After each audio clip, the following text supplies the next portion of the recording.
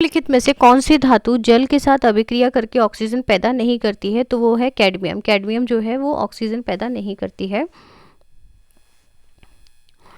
Carbon क्या है? Carbon एक अधातु है। पौधे नाइट्रोजन को किस रूप में लेते हैं? नाइट्रेट के रूप में लेते हैं। पौधे नाइट्रोजन को नाइट्रेट्स के रूप में लेते हैं। बिजली में लगी आग को बुझाने में प्रयुक्त होता है पायरीन अग्निशामक। बिजली में जो आग लगती है उसको बुझाने के लिए, बिजली से जो आग लगती है उसे बुझाने के लिए पायरीन अग्निशामक का यूज़ किया जाता है। फोटोग्राफी में उपयोगी तत्व है सिल्वर ब्रोमाइड। फोटोग्राफी में कौन सा उपयोगी तत्व है? वो है आपका सिल्वर ब्रोमाइड। निम्न में से कौन ऑक्सीकरण नहीं है? ये है अवक्षेपण। ऑक्सीकरण नहीं है, अवक्षेपण ऑक्सीकरण नहीं है। निम्नलिखित में से कौन ना तो तत्व है और ना ही यौगिक है? वह है आपका वायु। ना तो तत्व है और ना ही यौगिक है। नीला थोथा क्या है? कॉपर सल्फेट है। नीला थोथा क्या है? Copper sulphate. तत्व जो उर्वरक में नहीं पाया जाता है वह है क्लोरीन। तत्व जो फर्टिलाइजर्स में नहीं होता है वह है क्लोरीन, जबकि हाइड्रोजन और नाइट्रोजन आपके किस में मिलते हैं? फर्टिलाइजर में। नेचुरल फॉर्म में रबड़ किस रूप में होता है? लैक्टेस के रूप में। जो नेचुरल रबर होती है वो है आपकी लैक्टेस। और फोटोग्राफी में स्थायीकरण के रूप में प्रयुक्त होने वाला रसायन है आपका सोडियम थायोसल्फेट। सोडियम थायोसल्फेट जो है ये फोटोग्राफ फिक्सेशन के रूप में यूज़ किया जाता है। ऐसे तत्व जिनमें धातु और अधातु दोनों के गुण पाए जाते हैं उपधातु।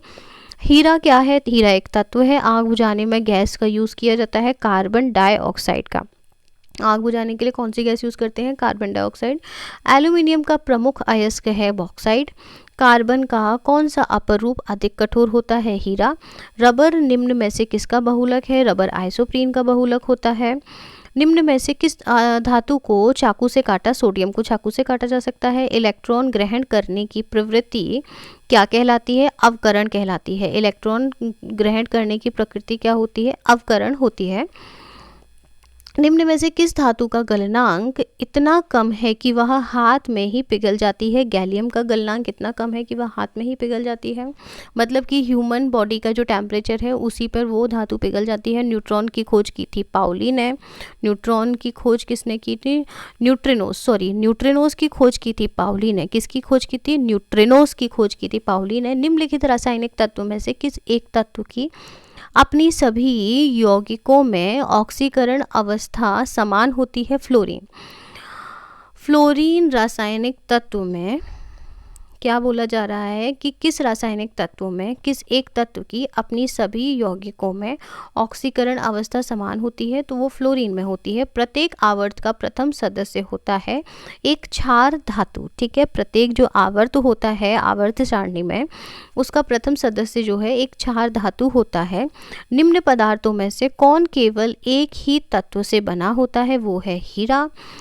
अक्रिय गैसों की खोज करने का श्रेय किसे प्राप्त है? रैमजे को। रैमजे को अक्रिय गैसों की खोज करने का श्रेय प्राप्त है। निम्नलिखित में से किस एक को स्ट्रेंजर गैस भी कहा जाता है? जिनॉन। जिनॉन को स्ट्रेंजर गैस भी कहा जाता है। निम्न में कौन सा गुण कार्बनिक यौगिकों में प्राय नहीं होता है? जल में विलयता का गुण कार्बनिक यौगिकों में नहीं होता है।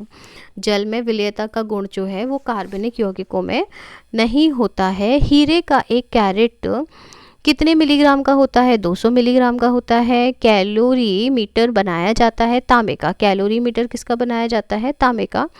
लोहे का शुद्धतम रूप है आपका पिटवा लोहा। लोहे का शुद्धतम रूप जो है वो आपका कौन सा है? पिटवा लोहा है। फ्रेंड्स, ये हमारे 300 MCQs की ये वाला वीडियो ख़त्म होता है।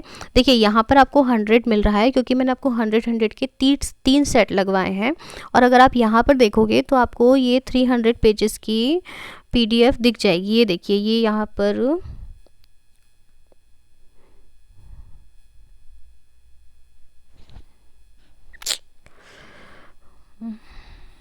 यहाँ पर देखिए आपको 300 लिखा दिख रहा होगा। ठीक है, चलिए अब मैं आपको नेक्स्ट इसी की केमिस्ट्री के और भी सारे MCQs लेकर आऊँगी।